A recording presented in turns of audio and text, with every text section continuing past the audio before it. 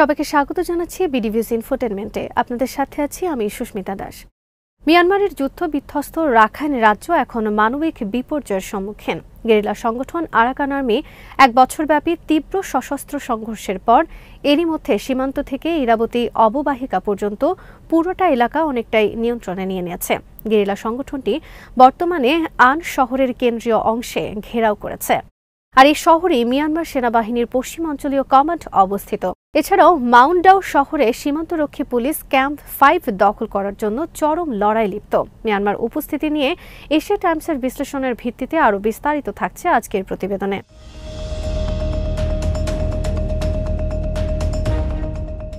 মিয়ানমারের অভ্যুত্থান পরবর্তী স্টেট অ্যাডমিনিস্ট্রেশন কাউন্সিল এখনও কূটনৈতিক সমর্থন নিয়ে টিকে আছে। সেনা সমর্থিত সরকার বিভিন্ন শহরে প্যারাশুট এবং হেলিকপ্টারের মাধ্যমে সৈন্য এবং সরবরাহ পাঠানোর কারণে গেরিলাদের সাথে যুদ্ধ আরও দীর্ঘতর হচ্ছে।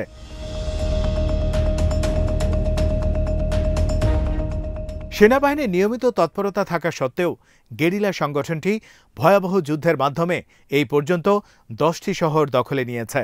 মিয়ানমারের রাজধানী সেটওয়ে কার্যত ঘেরাও হয়ে আছে। ফলে হাজার হাজার বাসিন্দা দক্ষিণ ইয়াঙ্গুনের দিকে পালিয়ে যেতে বাধ্য হয়েছে।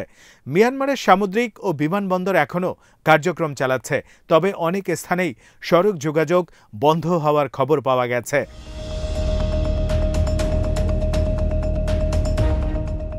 সেনাবাহিনী এখনও রাজধানী সেটওয়ে শহরটি রক্ষা করার প্রস্তুতি নিচ্ছে। তাদের আশঙ্কা আরাকান আর্মি খুব দ্রুত এই শহরে হামলা শুরু করবে। শহরের রাস্তাগুলো শুনশান, আর অনেকদিন ধরেই ইন্টারনেট ব্ল্যাকআউটের কারণে শহরের পরিস্থিতি সম্পর্কে নির্ভরযোগ্য তথ্য পাওয়া যাচ্ছে না। এটি মিয়ানমারের সশস্ত্র সংঘর্ষের ইতিহাসে এবারেই হয়তো সামরিক বাহিনী বিরোধী গেরিলাদের ঐতিহাসিক একটি বিজয় হয়ে যেতে পারে।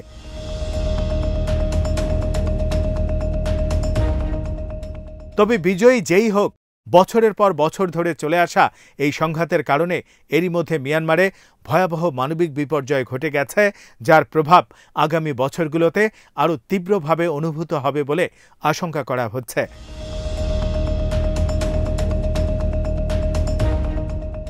গত এক বছর সংঘর্ষের জেরে এই পর্যন্ত মিয়ানমারে আভ্যন্তরীণভাবে স্থানান্তরিত বা বাস্তুচ্যুত মানুষের সংখ্যা 5 লক্ষাধিক ছাড়িয়ে গেছে। নির্যাতিত এই জনগোষ্ঠীগুলোর মধ্যে আছে রাখাইন, রোহিঙ্গা মুসলিম এবং ছোট ছোট গোষ্ঠী।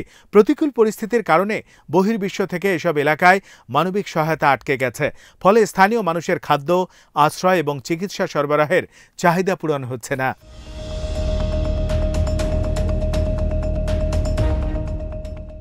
যুদ্ধের ফলে মানুষজনের স্থানান্তর রোহিঙ্গা শরণার্থী ক্যাম্পগুলোতে মানুষের আরও জটিল হয়েছে।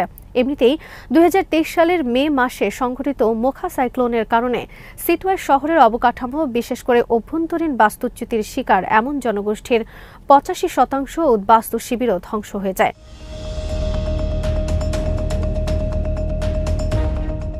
অক্টোবরের শেষের দিকে জাতিসংঘের এক পর্যালোচনায় জানা যায়, গত এক বছরে মিয়ানমারে তাদের ত্রাণ ও মানবিক কার্যক্রম বাধাগ্রস্ত হয়েছে। সেটওয়েতে 76,000 অভ্যন্তরীণ উদ্বাস্তুর মধ্যে মাত্র 10,634 জন কিছু সহায়তা পেয়েছে। এর মধ্যে গত এপ্রিল-মে মাসে বুথিদাউন শহরের নিয়ন্ত্রণ নিয়ে তীব্র লড়াই এবং অগ্নিসংযোগের ফলে 85,223 জন মানুষ স্থানান্তরিত হয়েছে।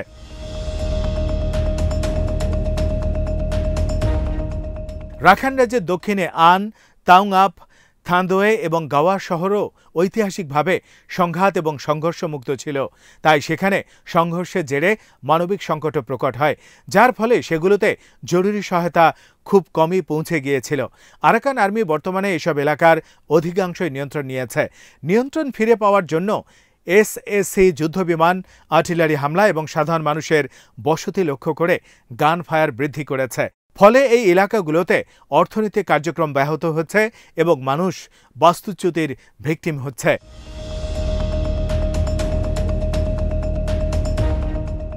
ইউএনডিপি এরই মধ্যে সতর্ক করে বলেছে যে রাখাইন রাজ্যে ব্যাপক দুর্ভিক্ষের ঝুঁকির মুখে রয়েছে। সেখানে 2 মিলিয়ন মানুষ না খেয়ে মারা যেতে পারে। সম্প্রতি এক প্রতিবেদনে তারা আরও দাবি করেছে যে 2025 সালের মার্চ মাসের মধ্যে মোট খাদ্য উৎপাদনের চাহিদার মাত্র 20% পূরণ হবে। প্রতিবেদনে আরও বলা হয়, বীজ ও সারের অভাব ও প্রতিকূল আবহাওয়ার কারণে অভ্যন্তরীণ চাল উৎপাদন কমে যাচ্ছে। স্থানাঞ্চ্যুত মানুষের সংখ্যা বৃদ্ধি পাওয়ার কারণে স্থানীয় মানুষগুলো আর চাষাবাদে অংশগ্রহণ করতে পারছে না। এর ফলেও উৎপাদন দিনে দিনে হ্রাস পাচ্ছে।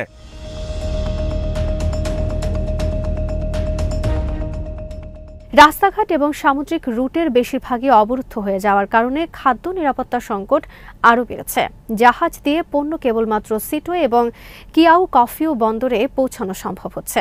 রাখাইন রাজ্যের ওপর থেকে নিয়ন্ত্রণ হারিয়ে ফেলার কারণে এ রাজ্যে নিপীড়ন আরও বৃদ্ধি করেছে। এই পরিস্থিতিতে আরাকান আর্মি এর রাজনৈতিক শাখা ইউনাইটেড লিগ অফ আরাকান এবং আরাকান অথরিটি পাবলিক প্রশাসনের ওপর জননিরাপত্তা এবং জনগণের মাঝে সহায়তা বিতরণের দায় আরও বেড়ে গেছে।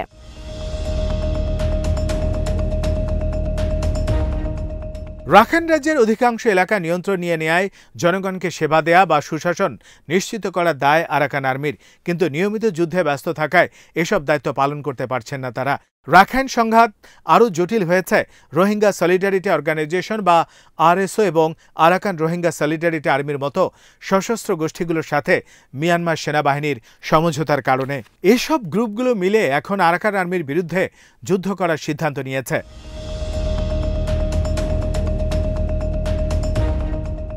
এসআরএসএ 2016 এবং 2017 সালে মিয়ানমার নিরাপত্তা বাহিনীর পোস্টগুলোতে আক্রমণ করেছিল, যার ফলে সেনাবাহিনীর জাতিগত নির্মূল অভিযান শুরু করেছিল। সেনাবাহিনী সেই নির্মূল অভিযানের জেরেই প্রায় 7 লাখ রোহিঙ্গা বাংলাদেশে পালিয়ে গিয়েছিল। অথচ সেই রোহিঙ্গা সলিডারিটি এখন সেনাবাহিনীর সাথে হাত মিলিয়েছে। অন্যদিকে আরাকান আর্মি একাধিকবার রোহিঙ্গা বিদ্রোহীদের সঙ্গে সংঘর্ষে লিপ্ত হয়েছে।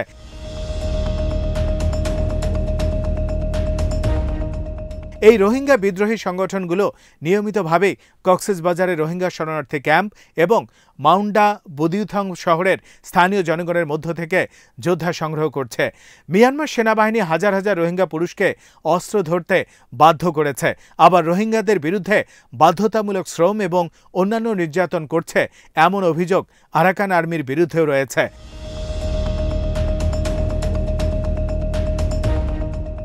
গত বছরে রাখাইন রাজ্যে সংঘাতের গতিপথে একটি বিপর্যয়কর পরিবর্তন হয়েছে।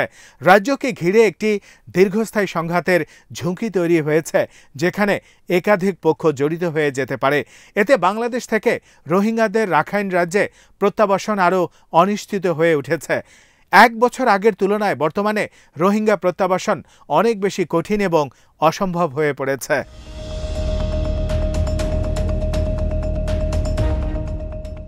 আরাকান আর্মি এ পর্যন্ত বেশ কয়েকবার মিয়ানমার সরকারের নিয়ন্ত্রণাধীন এলাকায় বাংলাদেশের ওপর দিয়ে একটি মানবিক সহায়তা করিডোর তৈরির আহ্বান জানিয়েও কোনো সাড়া পায়নি।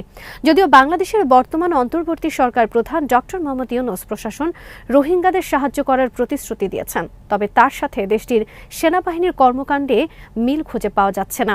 বাংলাদেশ সেনাবাহিনী এরই মধ্যে রাখাইন রাজ্যে সরবরাহ প্রবাহ বন্ধ করে দিয়েছে। বাংলাদেশে নতুন করে রোহিঙ্গা শরণার্থী প্রবেশে বাধা দিচ্ছে।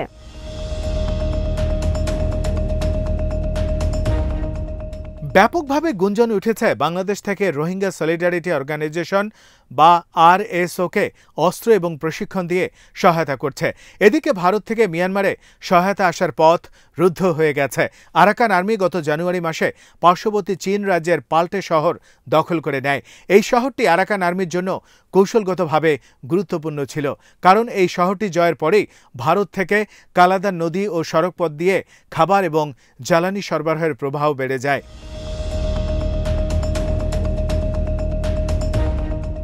তবে ভারত থেকে খাবার আসার ক্ষেত্রে আরও কিছু প্রতিবন্ধকতাও রয়েছে।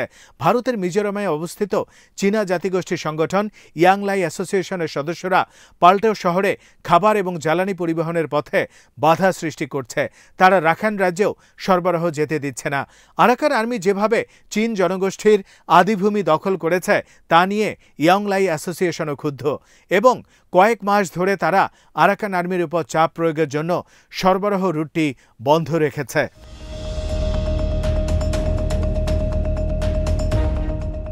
বর্তমান বাস্তবতায় রাখাইন রাজ্যে দুর্ভিক্ষ রোধে পরিকল্পনাকেই এখন বেশি অগ্রাধিকার দেওয়া উচিত। তবে মিয়ানমারের আনুমানিক 18 মিলিয়ন মানুষের কাছে মানবিক সহায়তার প্রয়োজন, যদিও তাদের বেশিরভাগই এসব সহায়তা থেকে কার্যত বঞ্চিতই রয়ে গেছেন।